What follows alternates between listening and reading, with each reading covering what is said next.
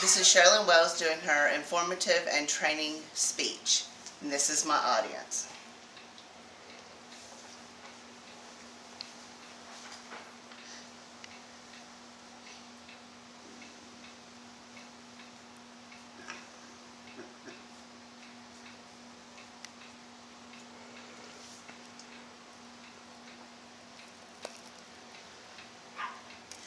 Choosing the right dog for your family as a member is very important consideration. And after you've chosen him or her, their health care needs are just as important. According to the National Pet Owner Survey that was performed by the American Pet Products Manufacturers Association during 2009-2010, 77.5 million dogs are owned by 39% of the population in the United States. This means that 44.8 million people at least own one dog. Because of this, I've chosen my topic as brushing the dog because I'm very familiar with that. As a responsible owner, their needs of our four-legged family members is very important, and so I wanted to stress all of that to y'all. My mother has been in the grooming, boarding, and obedience training business for over 50 years and has also owned her own pet shop. Because of this, I've been shown how to do this my entire life. Currently, we have 11 Yorkies and are familiar with many breeds of dogs. Just keep moving. Yeah. Okay. Because of all of this, I have a great knowledge and I would like to share that with y'all.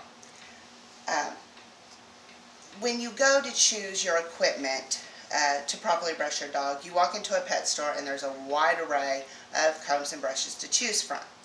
So due to this, you have to know what they do.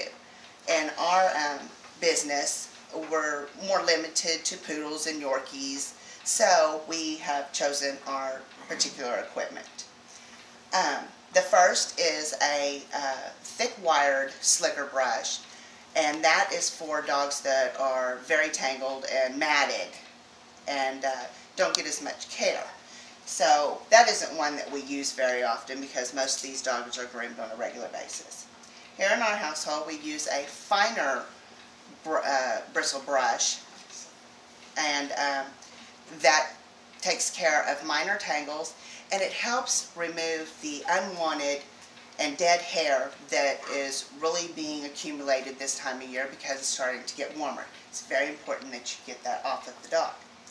We use a Teflon coated steel comb that has fine to medium teeth on it so that we can use both ends alternatively depending on what stage we're at in brushing. If the dog is truly matted and you need this major brush, we also have what's called a dematting comb. We refer to it as the mat splitter.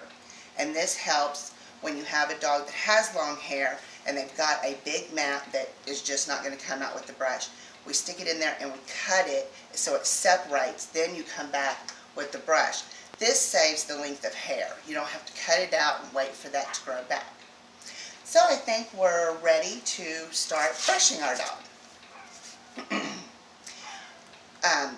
As you can see on your handout, I had documented how there's the brushes and the combs that we use. And now we'll move on to the second topic of positions and beginning how to start brushing. This is Shelly. She's one of our middle-aged Yorkies, so she's been around a while, and she's been well trained, so she's familiar with this. And that's something that you have to consider, is you have to get into a routine with your dog at home. And the more you do it, the more comfortable you'll both become. So it just takes time and patience for both of you. Typically, I like to start with the dog in either a laying down or sitting position because I start with the head when I start brushing. Now you want to separate the hair and you want to take your time because underneath all this this messy hair is more hair. And people tend to brush over the top of it. I mean, I can make this hair look better very easily.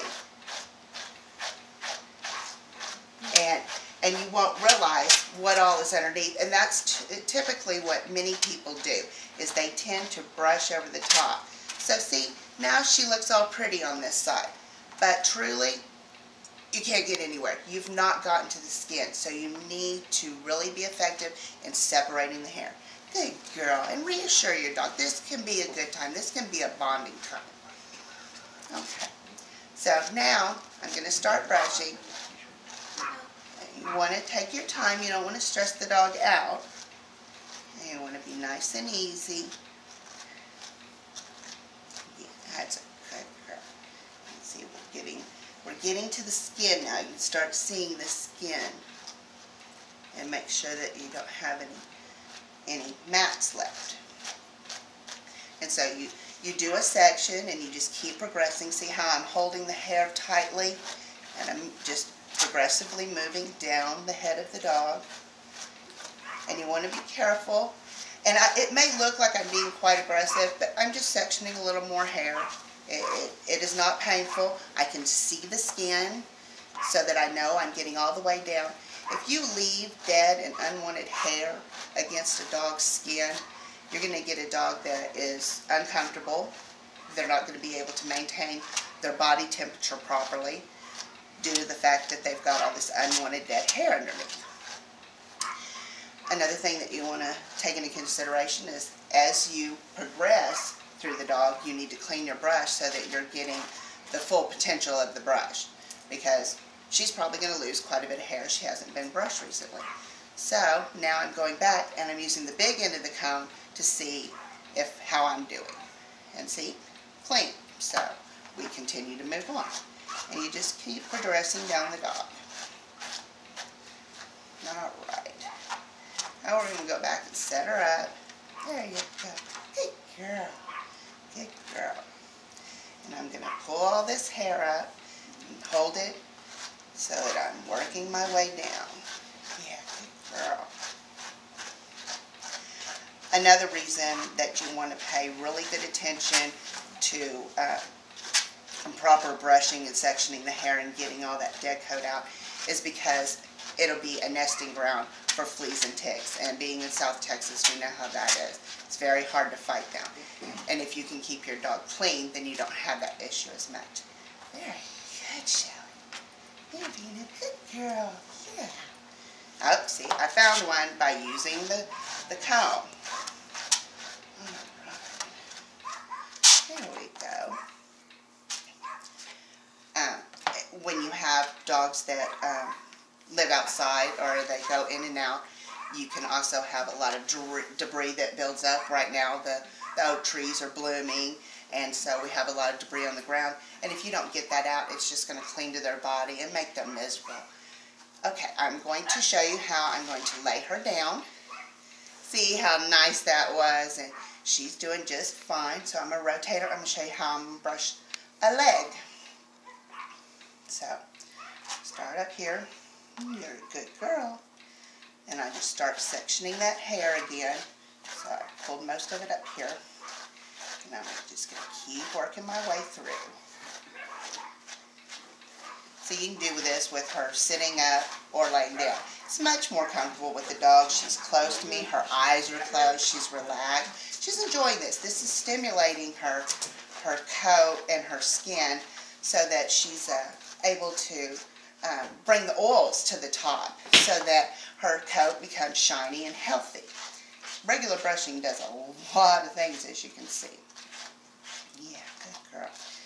And in order to brush the top of the foot, I grab the hair on the back side so that you get all of that hair, because that can get matted in between their toes too, especially if it gets long. And then I grab the top and I brush the bottom. And now, after all of that, I've got a packed brush. I want to go back and I want to come, under the elbows is a place that they get matted very quickly, very easily. So now I'm going to clean my brush. You're a good girl. Yeah.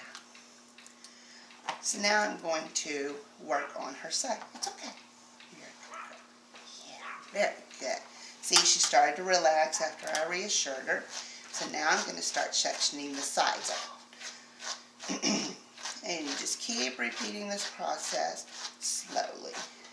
Now, like I said, this looks aggressive, but she's not stressing at all, and her skin is not red.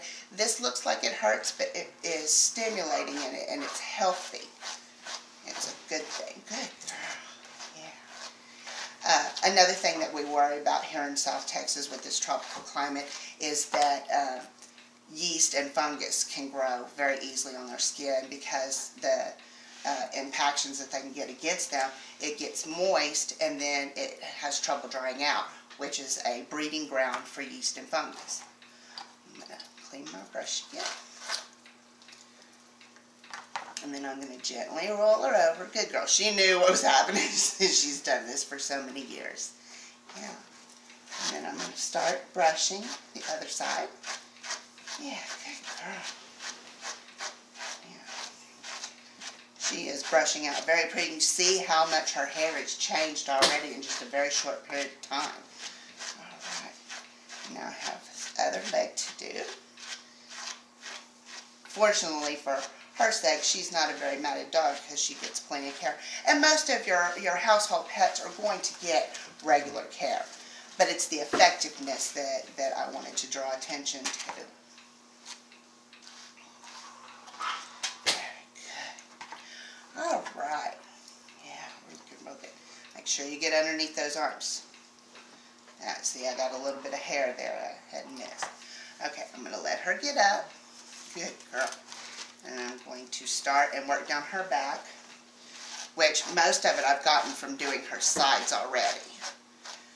And see how I'm moving down, I'm grabbing hold of the hair and just letting a little bit go at a time as I move down. Another essential part of grooming is to always brush your dog, especially these long-haired dogs, before you bathe them. Because if you get a mat wet, it only gets tighter and harder to get out. And you don't want to have to cut a long-haired dog. You didn't get a long-haired dog if that's what you chose to cut their hair short. Good girl. See, my brush is getting thick.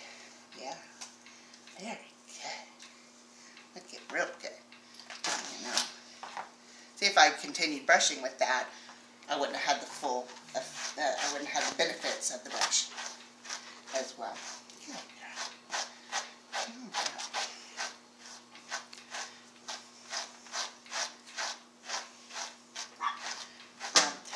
Another consideration with packed hair against the skin is something called hot spots, and another skin disease that you can get.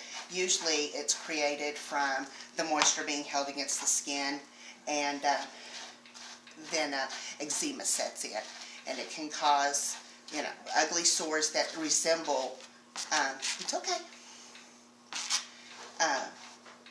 ringworm. And then you have to cut the hair away and you have to worry about treating that. Good girl. As usual, I'm alternating with the comb and the brush. And see how easily that's going through now. And she's lost a nice amount of hair for this time of year. And that's what the real concern is. Good girl. See, this way I'm having her stand up, and that's very convenient. I have one more position I'll show you. I really like to use because it helps you get all the way around the dog.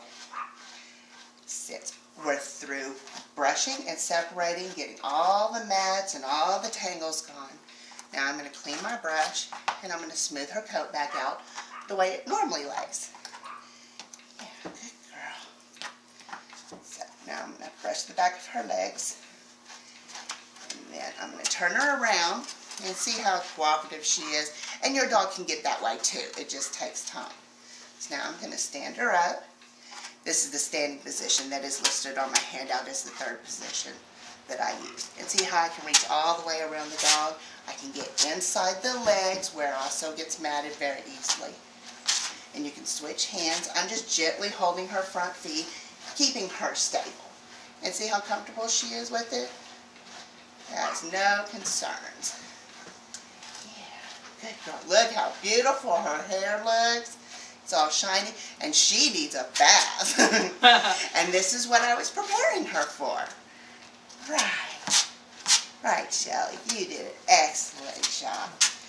So I'm hoping that with all of this education between grooming equipment for, you know, future dogs, if you choose to get a long-haired one, you'll be able to better take care of them than just loving them and taking them to the vet.